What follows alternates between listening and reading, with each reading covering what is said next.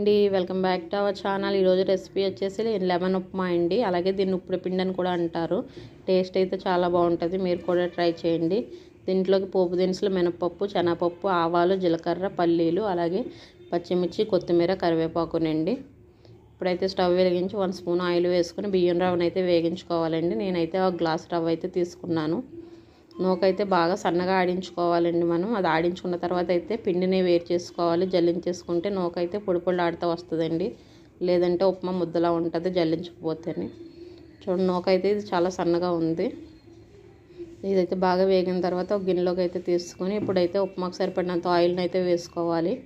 Oil వేడైన తర్వాత పోపులు తీసుకున్నాం కదండి, అవన్నీ అయితే వేసుకొని వేగించుకోవాలి. దాంట్లో అలాగే పచ్చిమిర్చి, కరివేపాకు, కొత్తిమీర కూడా వేసుకోవాలండి. వేసుకుని అయితే పోపు బాగా వేగనివ్వాలి. పోపు బాగా వేగితేనే ఉప్మా టేస్ట్ అయితే బాగుంటుందండి. ఇందులో అయితే కొంచెం పసుపు అయితే వేసుకోవాలండి. లెమన్ వేసిన దానికి దేనికైనా సరే పసుపు వేసుకోవాలి. చూడటానికి కూడా కలర్ఫుల్గా ఉంటుందండి.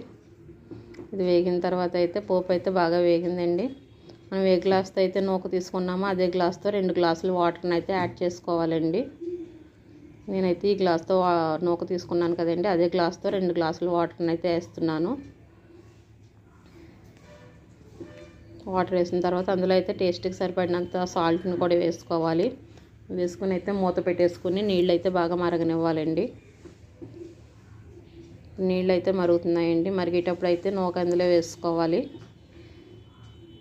బియ్యం నూక ఉప్మాకి ఎప్పుడు నూక వేపుకుంటేనే ఉప్మా అయితే బాగుంటుందండి, లేదంటే ముద్దలా ఉంటుంది. ఇదైతే ఇప్పుడు నూక వేసుకుని కలిపేసుకుని స్టవ్ అయితే సిమ్లో పెట్టేసుకోవాలండి. ఒక 5 మినిట్స్ అలా ఉంచేయాలి సిమ్లో పెట్టేసి. మనం కలపకూడదండి. చూడండి, అదైతే బాగా మగ్గిపోయింది, ఇడిపోతానే పొడి పొడిలాడుతూ అయితే వచ్చిందండి. దీన్ని అయితే ఒకసారి బాగా కలిపేసుకోవాలి. కలిపేసుకున్నాకైతే స్టవ్ కట్టేసుకోవాలండి. ఇది లైట్గా చల్లారిన తర్వాత అయితే నేనైతే 2 నిమ్మకాయలు తీసుకున్నాను. ఒక గ్లాసు నూకకి ఆ 2 నిమ్మకాయలను అయితే కట్ చేసుకుని దాంట్లో పిండుకోవాలండి. పిండేసుకున్న తర్వాత అయితే బాగా కలిపేసుకోవాలండి. అంతేండి, లెమన్ ఉప్మా అయితే రెడీ అండి. చాలా బాగుంది టేస్ట్ అయితే, మీరు కూడా ట్రై చేయండి, కంపల్సరీ నచ్చుతుంది.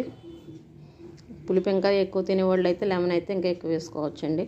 మా వీడియో మీకు నచ్చినట్లయితే లైక్ చేయండి, షేర్ చేయండి, సబ్స్క్రైబ్ చేయండి. Thank you for watching video.